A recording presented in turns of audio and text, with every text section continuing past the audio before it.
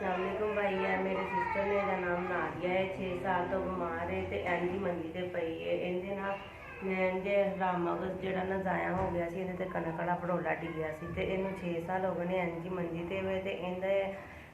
ਲੱਕ ਦੇ ਵਿੱਚ ਤੇ ਲੱਤਾਂ ਦੇ ਜ਼ਖਮ ਹੋ ਗਏ ਸਨ ਬੜੇ ਬੜੇ ਵੱਡੇ ਤੇ ਸ਼ਦੀਦ ਬਿਮਾਰ ਸੀ ਤੇ ਤੁਸੀਂ ਅੱਗੇ ਵੀ ਸਾਡੀ 2-3 ਵਾਰ ਹੈਲਪ ਕੀਤੀ ਹੈ ਸਾਨੂੰ ਮੈਡੀਸਨ ਲੈ ਕੇ ਦਿੱਤੀਆਂ ਨੇ ਤੇ ਅੱਲਾ ਦਾ ਸ਼ੁਕਰ ਹੈ ਅੱਗੇ ਨਾਲੋਂ ਕਾਫੀ ਬਿਹਤਰ ਹੈ ਤੇ ਹੁਣ 10 ਦਿਨ ਹੋ ਗਏ ਨੇ ਇਹਦੀ ਮੈਡੀਸਨ ਖਤਮ ਹੋਈ ਹੈ ਤੇ ਅਸੀਂ ਚਾਹੁੰਦੇ ਹਾਂ ਕਿ ਸਾਡੀ ਦੁਬਾਰਾ ਫਿਰ ਹੈਲਪ ਕਰੋ ਇਹਦੀ 1 ਮਹੀਨੇ ਦੀ ਦਵਾਈ 6-7 ਹਜ਼ਾਰ ਦੀ ਹੁੰਦੀ ਹੈ ਤੇ ਅਸੀਂ ਇਹ ਚਾਹੁੰਦੇ ਹਾਂ ਕਿ ਤੁਸੀਂ ਸਾਡੀ ਹੈਲਪ ਕਰੋ ਤਾਂ ਕਿ ਇਹਦੀ ਜਿੰਨਾ ਜਿਹੜਾ ਜ਼ਖਮ ਰਹਿ ਗਏ ਨੇ ਉਹ ਅੱਲਾ ਕਰੇ ਤੇ ਹੋਰ ਸਹੀ ਹੋਈ ਹੈ ਅੱਲਾ ਪਾਕ ਤੁਹਾਨੂੰ ਇਹਦਾ ਅਜਰ ਦੇਵੇ ਤੁਸੀਂ ਸਾਡੀ ਹੈਲਪ ਕਰਦੇ ਜੇ ਤੁਹਾਨੂੰ ਹੋਰ ਦੇਵੇ ਤੁਹਾਨੂੰ ਸਭ ਦੀ ਮਦਦ ਕਰਨ ਦੀ ਤੌਫੀਕ ਦੇਵੇ ਤੁਹਾਡੀ ਬੜੀ ਮਿਹਰਬਾਨੀ ਹੈ ਸਾਡੀ ਹੈਲਪ ਖਾਣ ਵਾਲੀ ਮੈਡੀਸਨ ਇਨਫੈਕਸ਼ਨ ਦੀ ਮੈਡੀਸਨ ਹੈ ਉਸ ਤੋਂ ਇਲਾਵਾ ਇਹਦੇ ਜ਼ਖਮਾਂ 'ਚ ਦਵਾਈ ਲੱਗਦੀ ਹੈ ਪੱਟੀਆਂ ਰੂੰ ਡਰਿਪਾਂ ਨੇ ਤੇ ਉਸ ਤੋਂ ਇਲਾਵਾ ਜਿਹੜਾ ਹਾਈਡਰੋਜਨ ਵਗੈਰਾ ਇਹਨਾਂ ਜ਼ਖਮਾਂ 'ਚ ਲਾਈ ਦੇ ਨੇ ਅਸੀਂ ਚਾਹੁੰਦੇ ਹਾਂ ਕਿ ਤੁਸੀਂ ਸਾਡੀ ਹੈਲਪ ਕਰੋ ਤਾਂ ਕਿ ਇਹਦੇ ਜਿਹੜੇ ਜ਼ਖਮ ਪੈਂਪਰ ਵੀ ਲੱਗਦੇ ਨੇ ਇਹਨੂੰ ਹਰ ਰੋਜ਼ ਪੈਂਪਰ ਲਾਈਦਾ ਅਸੀਂ ਚਾਹੁੰਦੇ ਹਾਂ ਕਿ ਤੁਸੀਂ ਸਾਡੀ ਹੈਲਪ ਕਰੋ ਤਾਂ ਕਿ ਇਹਦੇ ਜਿਹੜੇ ਜ਼ਖਮ ਰਹਿ ਗਏ ਨੇ ਉਹ ਵੀ ਸਹੀ ਹੋ ਜਾਣ